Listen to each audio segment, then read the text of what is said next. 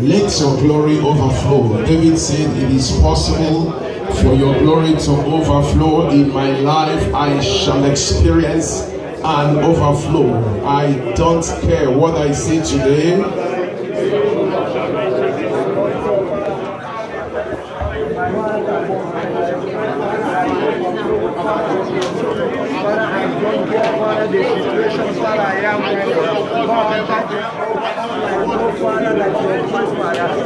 The glory of God shall overflow in your life. When the glory overflows, your hands are off. The Bible said when the glory of God overtook them in the tabernacle, the priests could not minister. When the glory of God overtakes, the human aspect is suspended. The glory of God takes over. Pray and say, Lord, let your glory take over. Let your glory take over. I surrender to the flow of your glory, your power in my life. Let your glory take over everything about me. Let your glory take over my going out and my coming in the month of February. Let your glory overtake me in all that I do. Let your glory suspend every of my thinking, suspend everything natural, suspend everything carnal. Overtake me, Lord, by your glory this month of February, that I shall experience you in a different and a higher dimension. Let your glory overtake me. Let your glory, Jesus, overtake me.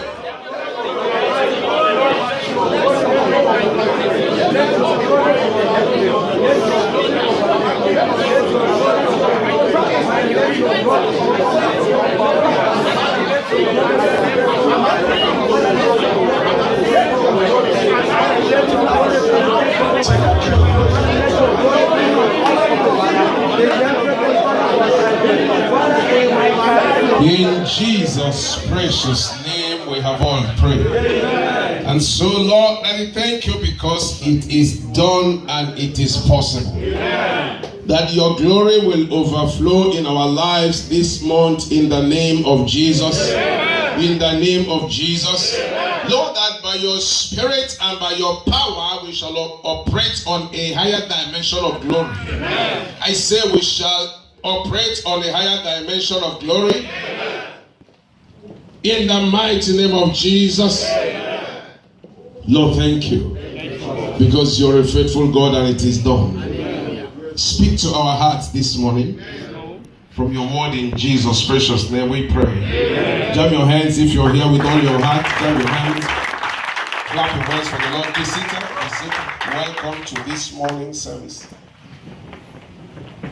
Can I hear you say, the Lord is my strength? The Lord is my strength. And tell yourself, no matter what I see today, I will surely experience. I want somebody to talk. Say, I will surely experience an overflow. I will abound in everything. Amen?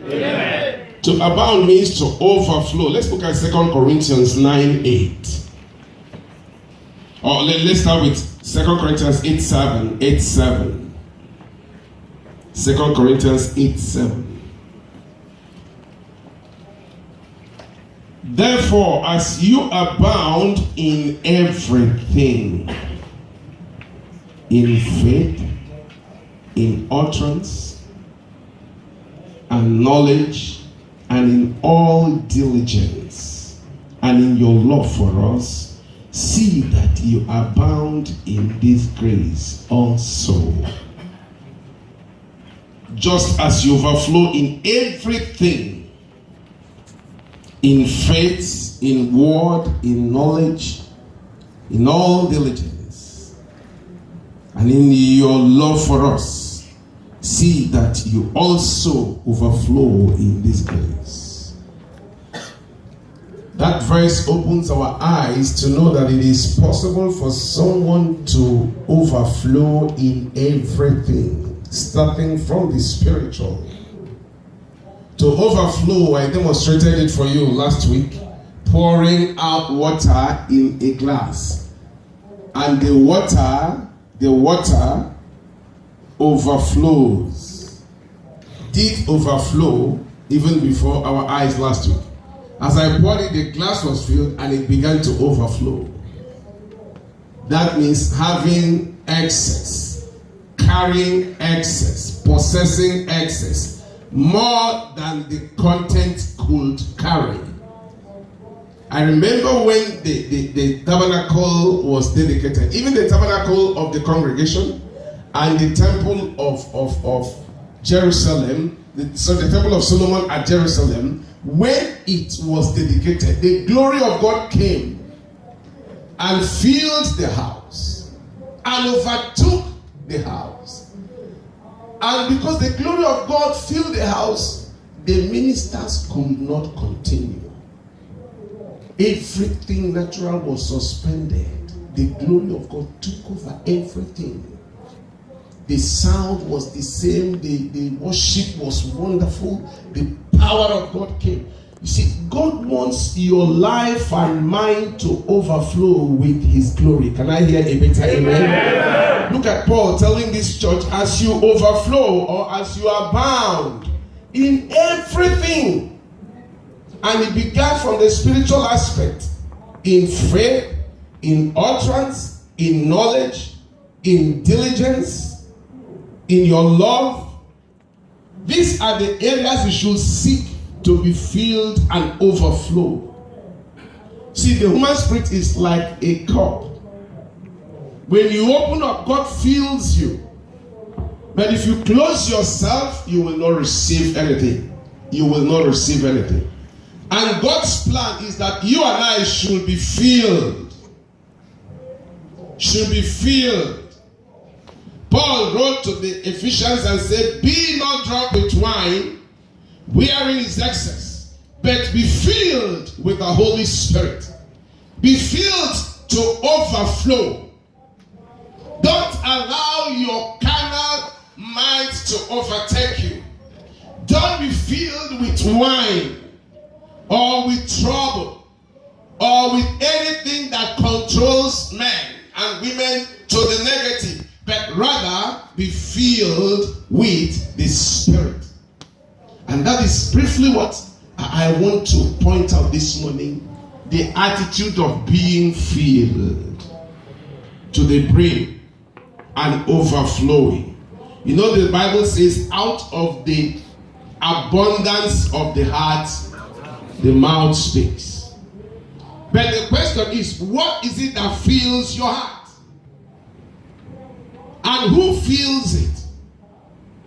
Now, one thing you should know is that God cannot fill your heart when you don't open up.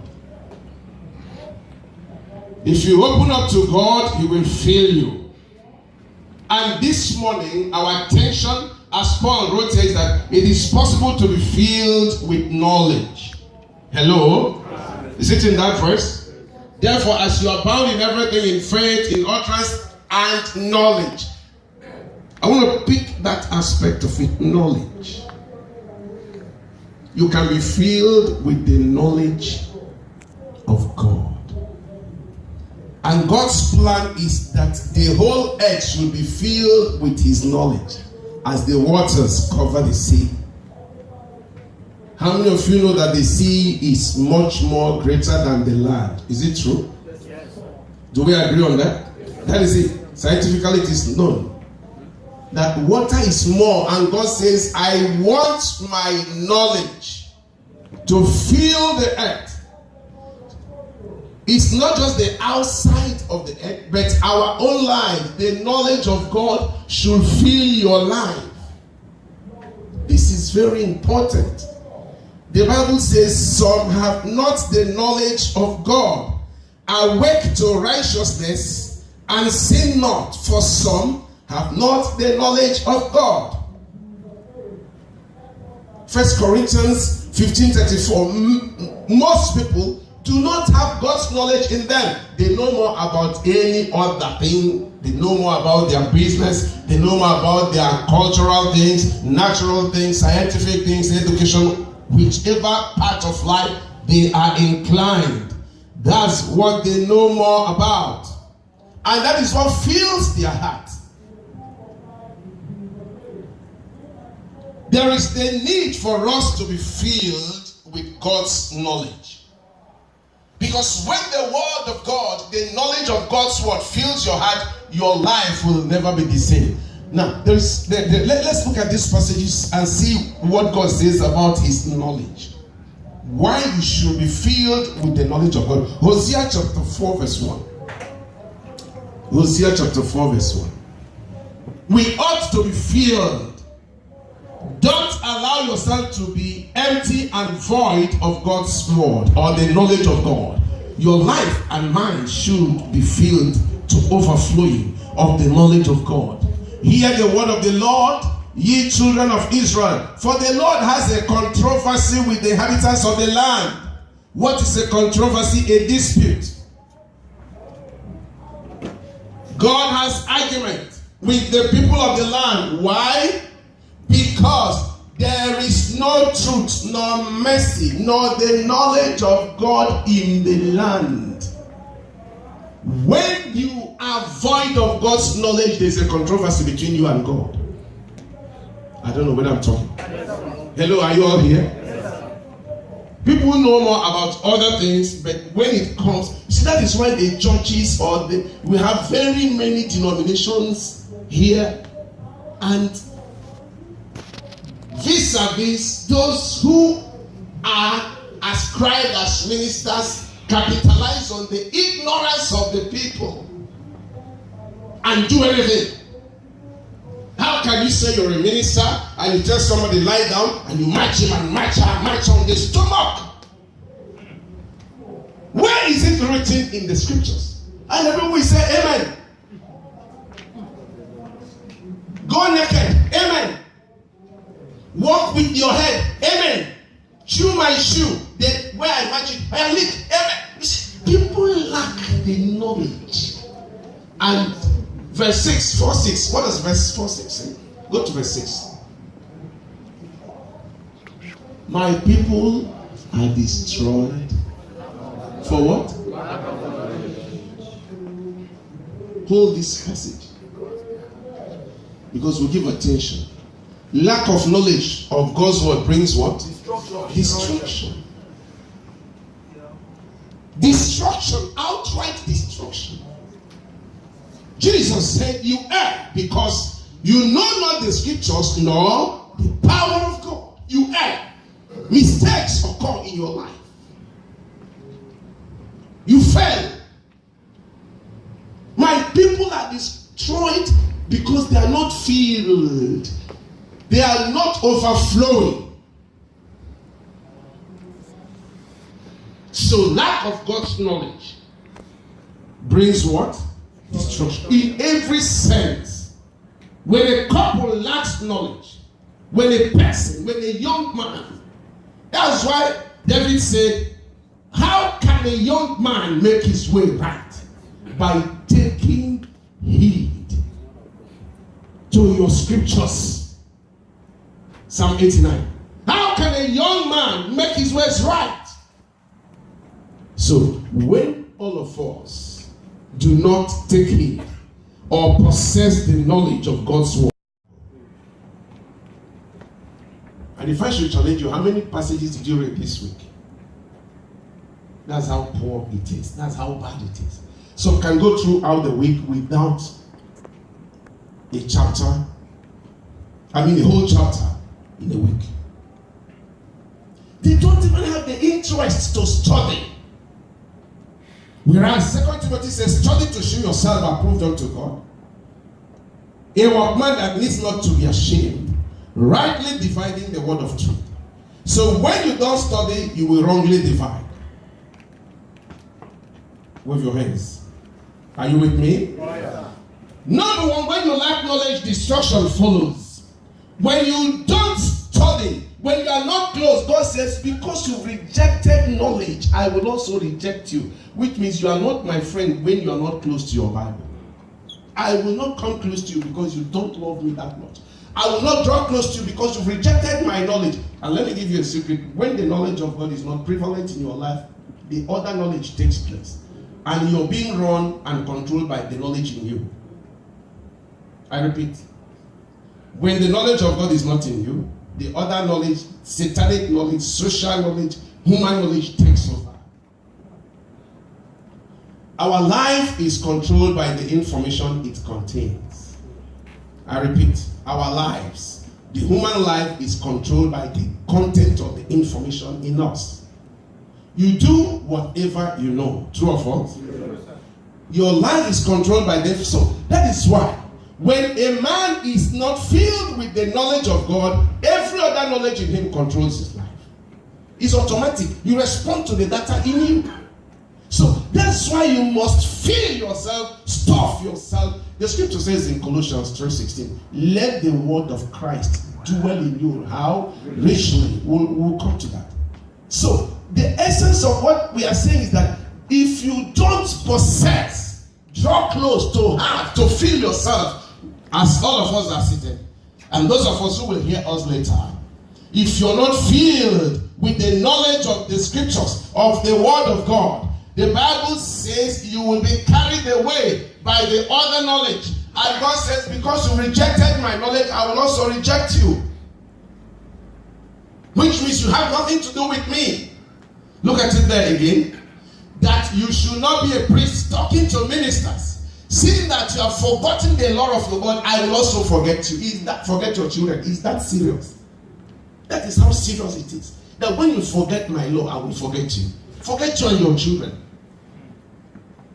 That's how serious God takes his word. And I want us to realize that the Bible in our hands is a treasure. Yes, sir.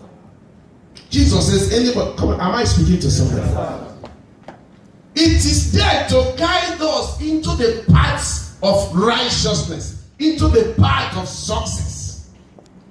This book of the law shall not depart out of your mouth, but you shall meditate therein day and night, that you may observe to do according to all that is written therein. Hello, are we all here? Yes, sir. Take your Bible serious. Take the word of God serious. Go to Joshua chapter 1 verse 8. Later we'll come back here. He says, because you've rejected my Bible, because you rejected my knowledge, thou shalt not kill, thou shalt not do this, thou shalt not fornicate, thou shalt not steal. And we say, no, that's not, I'm here abroad to make money. Keep Bible aside. Many people say it, I'm here to make money. I'm not here for this church thing. Okay, no problem. God says, since you rejected me, I will also reject you. Go and succeed, let me see. Yeah. This book of the law shall not depart out of your mouth, but you shall meditate. How often? Day and night. How often? Day and night. How often should you meditate on the scriptures? Day and night. You see, whatever you think and ponder over controls your mind. Whatever you think. Many of you think about Facebook. That's why your life is run by Facebooking. And you Facebook and book face. You behave Facebook. Yeah, people behave the internet now. Somebody wanted to eat. Wait, let me check whether I should eat now. Google it. Everything you are close to controls your life. That's why the Lord says, let my word be the focal point of your meditation. How often? Day and night. Which means you should make time to do what? To meditate, to sit. Find time and sit down. Sit down. Forget about off every other thing. Sit down. Create that time. Sit. If you have the print Bible, meditate. The electronic, meditate. Ponder. Let it ring in your mind. There is this thing that happens to me. I don't know whether it does to you. The first music I play in the morning stays with me till daybreak, till the next day. If I wake up and put any music, any of the songs I love, the Christian songs, that song sings in me. The first one sings in me till evening. If I go out, whatever I'm doing, that song is playing in me. that God knows that our mind records data. And when you wake up, you're a fresh person. Take the scriptures, look into it every morning. Let God speak to you. Because the voice of God is written all over the pages of the scriptures. Am I talking to somebody here? What I'm saying is return to your Bible. If this year was not okay for you, return. Hear the voice of God, because the voice of God is all over the scriptures. God can speak from any page of the scripture. Open that scriptures, don't close it and keep it there. Return to your Bible. It is a return to a personal relationship with God. He said to Joshua, the commander that was taking over the leadership of Israel from Moses, this book of the law shall not depart from your mouth. Now, if Joshua was commanded, who are you not to obey? You and I, who are you not to obey? Shout amen. Amen. How many of you read your Bible in the week? How many of you study your Bible? Wait, raise it. Be sincere. Don't lie. How many of you try to read your Bible? Okay. Now, as we discuss now, how many of you know the importance of reading it? Hello, are you all here? Now, do you know the Bible? God says, if you don't read, I will reject you. So do you want God to reject you? No. He says, I will forget you. The worst thing that can happen to you is that God forgets you. That you kneel down to pray and you don't receive divine attention. May it not happen in the name of Jesus. Amen. So he commanded Joshua and said, this book of the law shall not depart out of your mouth, but you shall meditate therein day and night, that you may observe to do. When you study, be careful to observe.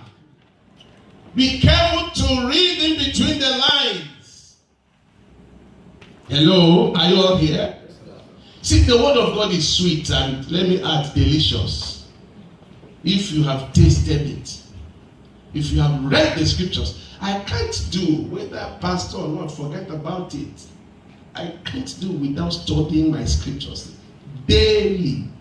I told one of us here that there's a volume. There's a volume I have to consume every day.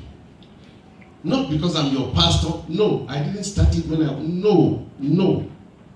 But as a growing Christian, and it is important because the degree of your consumption determines how strong you are. It's not just reading to have the knowledge so that when they ask, who is Ananias, you rattle it out. Who is Zacharias, you say, no. We are not going for any quiz. The scripture says, study to show yourself approved unto who?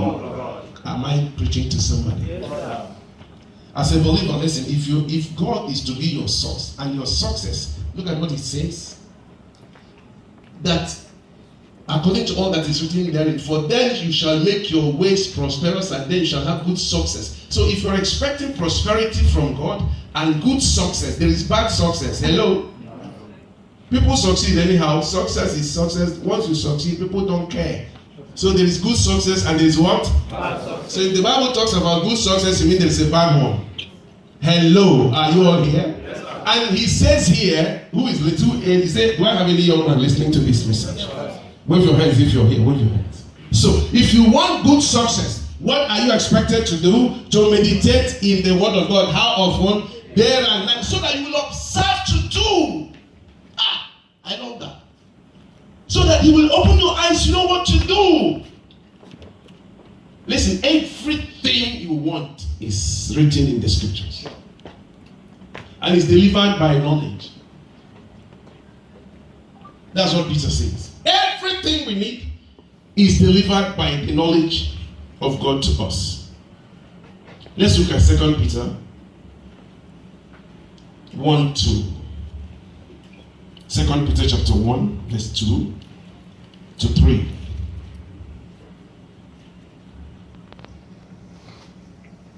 Every of God's blessing is delivered through knowledge. Have you found it? Grace and peace. Go to verse 1. Let's start from verse 1.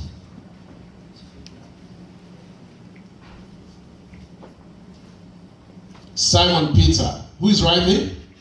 Simon Peter. Come. Do I have people in this church? Yes, sir. Are you awake? Yes, sir. I'm asking, are you awake? Yes, sir. If you're awake, say amen. Amen. No. Are you awake? Amen. If you're awake, shout amen 3 times. Amen. If those of you that you are awake, shout amen 3 times. Amen. Amen. You are not awake, oh, your amen is very weak. If we are here, shout amen 3 times. Amen. Amen. Now, who is writing here? Simon who? Peter, a servant and who? An apostle of Jesus Christ, is writing to them that have obtained like precious faith as fellow believers with us through the righteousness of God and our Savior Jesus Christ. Next. Grace and peace be multiplied to you. Grace and peace be multiplied to you through the knowledge of God. Stop. So if you want God's grace to be multiplied to you, where do you go and get it? The word of God.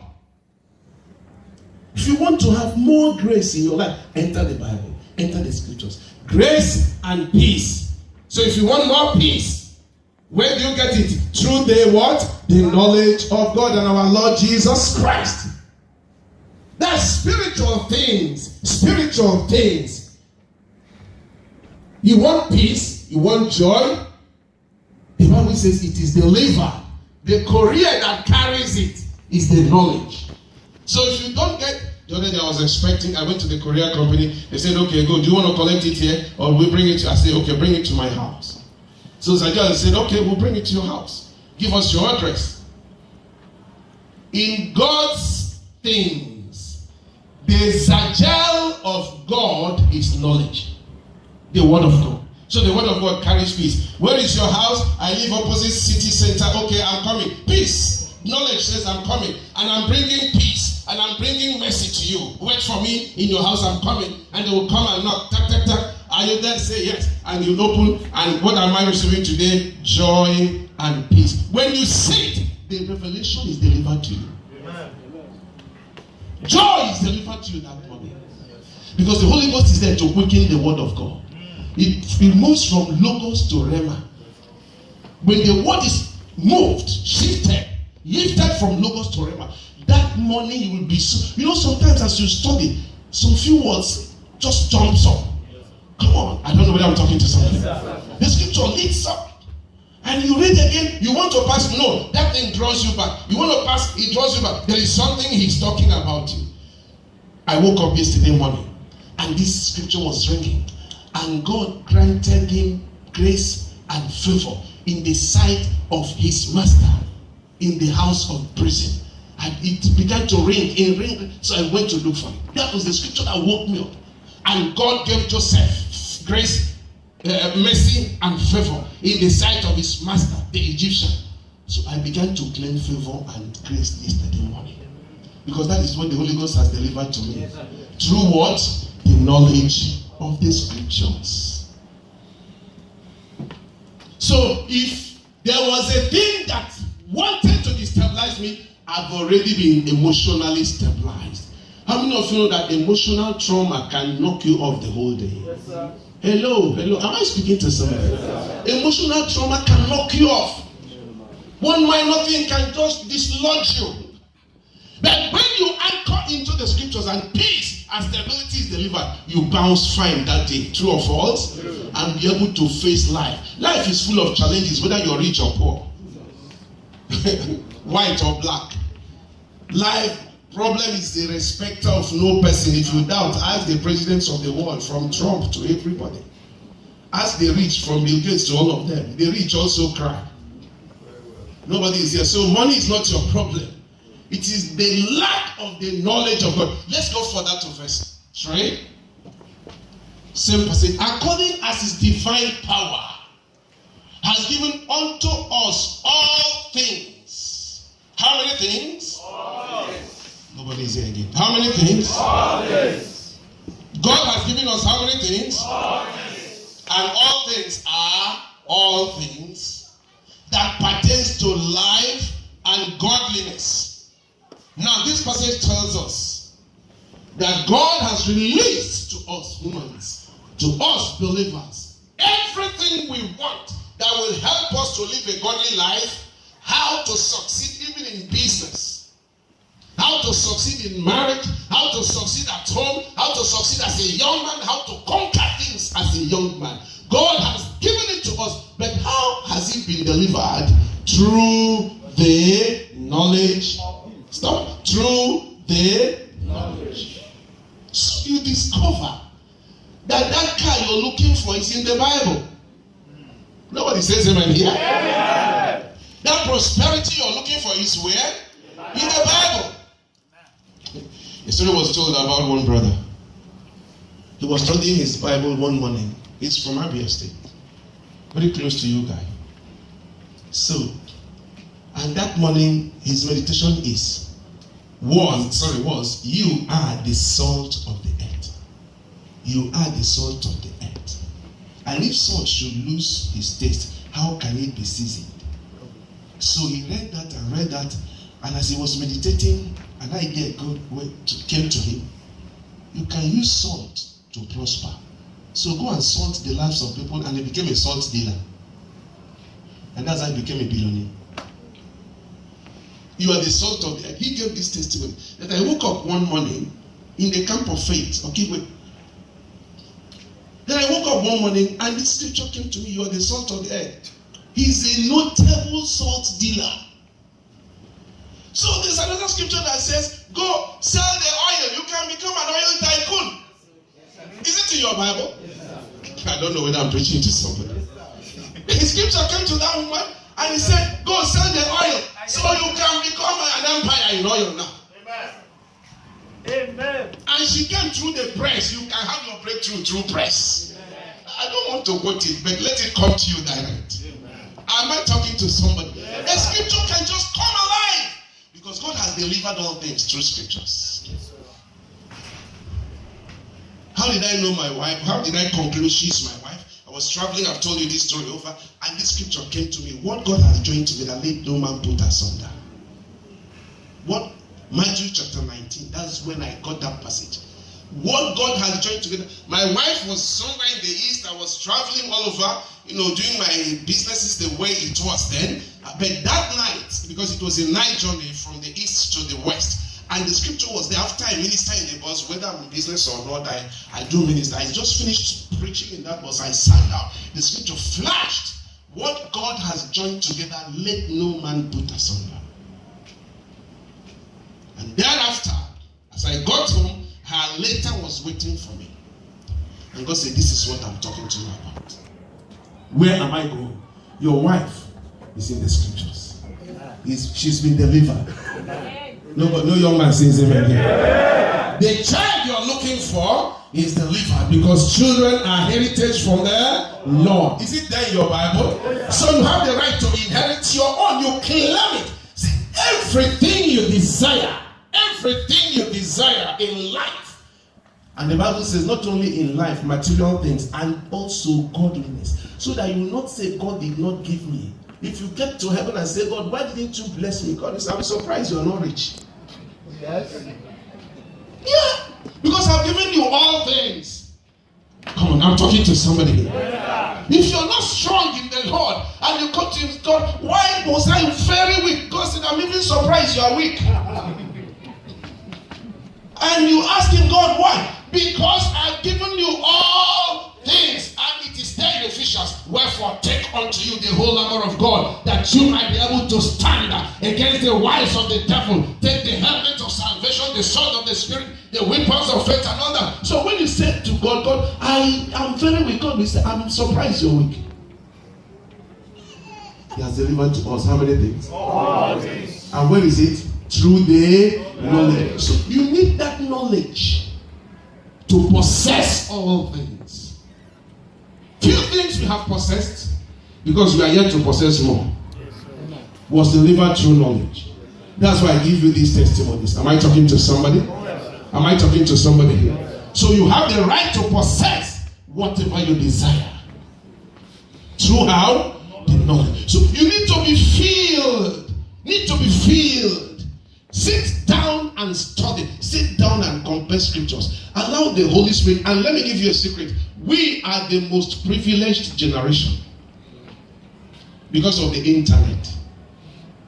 The internet is a tool God has allowed to be in place so that this generation will not find any reason to excuse themselves. I told you, as a growing believer, we used to have things in print media. There is this book I told you I have, and others. Most times you buy books and books and books and books. But you know, these days, just get to Google, hey, just type the knowledge of God. You will have not less than 5,000 answers. The knowledge of God that they will answer you. Just type again, study about faith. May God help you. If your computer will not burst with answers, Google will give you 1.something million results for one single topic, and sincerely begin to check what. So we don't have excuse. Knowledge is before us. But what some of us think Google is, I don't just know. We use it for something else. Go and Google it. How can I enlarge my breast? Women will Google. How can I stretch my leg and discover where she's living without her husband knowing? How can I steal somebody's money? That's what we spend time finding. Evil things. Whereas all over the net are the words of the living God by the servants of God. There are things you don't buy these days. Am I talking to somebody? Who is listening to my message? See, the Google in your hands is a knowledge tool for your advancement, especially as a believer in the things of God.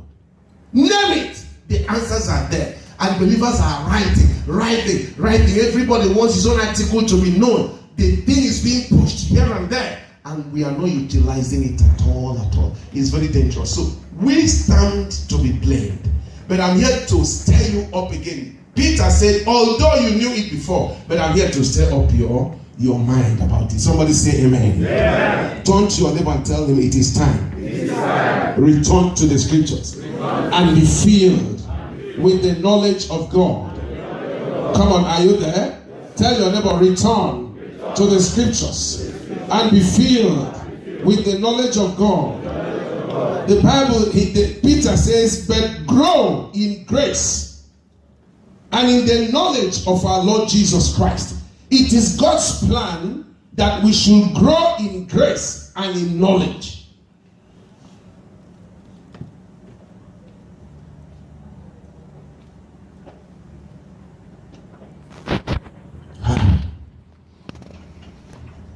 Spiritual stagnation is not acceptable in God. Spiritual stagnation. The verses you know are those ones you knew when you joined Royal Mission in 2004. Till now, you don't know rising. You don't know any other thing beyond rising from strength to strength. That's all you know. I will rise. My money will rise. My children will rise. Everything will rise. Fine. But go. Go to the book of 2 Peter chapter 2 from verse 5. So you should add. You should grow.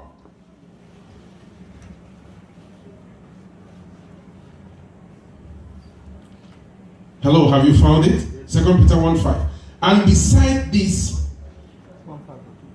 using all diligence. No. Am I right? Chapter 1, verse 5. 2 Peter 1:5. And beside this, giving all diligence, that is, make every effort. Add. Somebody say add. Shout it again. Say add. Again. Again. Now, what he says, add to your faith virtue. That's character. Don't just be a man of faith. Add character to your faith. Hello. Are you there? Yes, Everybody say add. This is one bottle. If I want it to be 2 bottles, I'll take another one and do what? Add. How many do we have? 2. If I want more bottles, I'll take another one and I will add. How many bottles do we have? 3. Somebody say add. Now, he says, when you have possessed faith, I love the scriptures. I love the scripture. After you have become a man of faith, now add to the scripture virtue. Virtue means character, good attitude. After character, what do you add again? Knowledge. Be a man of God that has knowledge, ability to rightly divide the scriptures. I told you, Colossians 3:16 says, let the word of Christ dwell in us richly. So add the knowledge, balanced knowledge, advanced knowledge, study, research, find out, spend time, quality time, add. Tell your neighbor, add knowledge to your life. Say it again. Talk to your neighbor. Tell him, add. Talk to somebody by you. Say, add to your life the knowledge of God. Is it there? And in 2 Peter 3:18, he says, but grow. Don't just add. Grow in grace and in the knowledge. Grow. After you have added, then grow. How many of you want your finances to grow here? Anybody here? Your finances to put down your hands. Don't want. It's only me that wants. My friend, come, get up. She mean that money you come look here, right? How much you have now? Don't worry, I know you have some, right? Do you want it to grow? Are you sure? You are not talking like somebody who wants it to grow. Who here wants his money to grow? Paul, are you sure? Paul is lazy. I want to, boy, no, let me not call you. This one will overtake everybody. How many of us wants his money to grow? Anybody here? Raise your hand if you want your money to grow. Okay. Now the scripture says, don't just allow the physical to grow, but grow in what? In grace and in the knowledge. Spiritual growth. Everybody say spiritual growth. Are you all here? Spiritual what? Growth. So you grow in knowledge. After you have added this and add, you keep growing and growing. There's this guy called Apollos. The scripture says when he came to Ephesus, he was a man mighty in scriptures. An eloquent young man. He could preach. He was an orator. He could talk and convince people. Have you met a good marketer? If you meet a good Indian marketer, you know, he will market this bottle as a full water. Is this content full? No. There are some marketers that will tell you this is full. They will tell you, don't you see, as it gets here, this is that. They will try to convince you. Their tongue is so sweet that before you know, you say, okay, don't worry, it's full. Right? Such was Apollos. He could convince people, but he knew half of the scriptures. He knew he didn't know as much. So when Priscilla and Aquila met him, they took him aside and explained to him more perfectly the word of God. And he was flying with one wing, but when they explained, he became a double-winged aircraft. And the Bible said when he was about to travel to another place, he got there and he became very useful. When you are mighty in scriptures, you can help others. True or false? True. If you know how to teach, you will help us in this church as a teacher. Once you enter anywhere, that thing in you will bubble up. Because you're full, you are overflowing. You will want where to explode. Because you have something to give. And when you are called out here to, sometimes if I call one of you to pray, Daddy, no, call Brother Obi, call Brother Obi.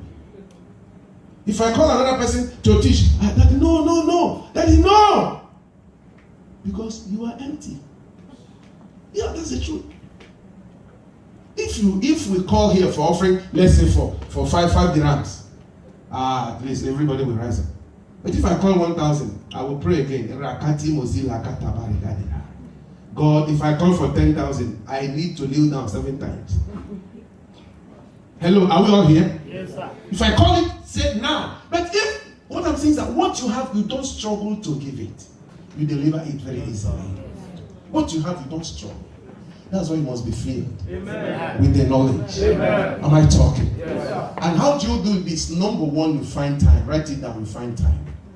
Number two, you get yourself dedicated. Time is important. Acts chapter 2 verse 40 down says, and they that gladly received his word were added to the church, and they continued. There was a continuation, not just receiving as we have heard. When you get home, take up your Bible, find time, sit down and say, God, I will overflow with the scriptures because I want to be a blessing to somebody. No pastor was born a preacher. It is by act of sacrificial study to fill themselves, both as a mark of responsibility and as a dedicated Christian. I repeat, no pastor was born with scriptures in them, but as a mark of commitment, dedication, and responsibility. Every minister, and let me add, every child of God. Can I hear amen? Amen. Are we all together? Yes, sir. So we ought to overflow and grow and grow and grow. Tell your neighbor it is time to overflow with the word of God. Are you there? Look at your neighbor, tell him, my sister, my brother, it is time for you to overflow. Stop being lazy. Tell him, stop being lazy. Can I hear a wonderful amen? Let me give us an assignment to overflow in a chapter next week with what to tell me. I will ask all the church a question next week. Some of you will run away. Go to Hebrews chapter what? Hello, do I have somebody here? Yes, sir. You know why? I want your faith to grow. The Bible says, since you overflow in faith, faith is important. Start from overflowing in faith. When you study that chapter, man, anytime I'm weak, I'll just get there and anchor myself and I'll begin to see this one by faith, this one by faith, the other one by faith, another one by faith. By the time I finish it, I come up again and shake my head and say, I too by faith. Amen. Because my name should be there. Come on, talk to me, somebody. Abel was a man, Noah was a man, Abraham was a man, all of them, Samson, and all the men of faith, David, Samuel, whoever is listed there, Moses, there were men born by women, they only believed. So if they believed and got their result, I too, my name will enter. So go home. What is our assignment this week? Hebrews chapter 11. Who will be here to tell me what it has done in your life? Because start reading this night. Don't wait till tomorrow. Don't wait till Thursday night. You just get there and class. Pastor said we should read it. No. Read it. Don't read any other chapter this week. Forget about every other chapter. Read it every day, every day, every day, every day. I am giving you an assignment. Read that chapter, Hebrews 11, every day till from now till Friday morning. Come back with any verse that touch you. Mark it. Are you there? I am asking God to open your eyes. Nobody says amen. Amen. I said, may the Lord God open your eyes. Amen. May the blessing you're expecting be delivered today. Amen. In the mighty name of Jesus. Amen. Let it be that as you get there, whatever you desire this week will be in your possession. Amen. Somebody shout a living amen. Amen. Let this church. There's one of our sisters, though they are not in the church now. She got born again by the study of Hebrews. She told us. The Indian family. I used to go to their house and teach them. And then their house was one of the cell centers. There were very few. She, the husband, and whoever, the other families, they would gather. We used to be around 7 or 8 who would study. She wasn't a Christian. By the time we finished Hebrew, she got born again. She said it herself. So when next we wanted to study the Bible, she said, no, Pastor, let's go back to Hebrews. I said, there are other books. Hello, are you there? Yes. So what I'm saying is that The word of God is quick and powerful and sharper. It can deliver, it can heal, it can transform. May the expectation you desire this week be delivered in the name of Jesus. I say it shall be delivered in the name of Jesus. Rise up, everybody, rise up. Rise up. Tell yourself, I receive my delivery. Through the word this afternoon. Tell yourself, I receive it. I receive it.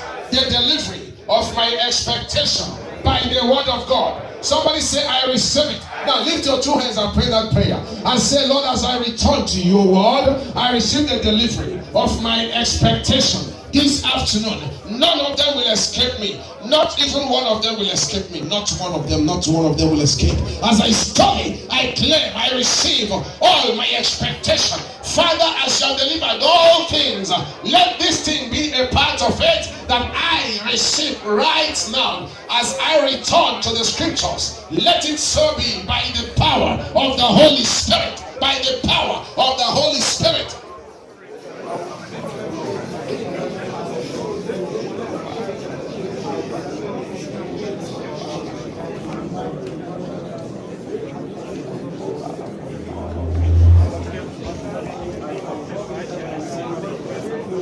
Pray that prayer. Say, Lord, open my eyes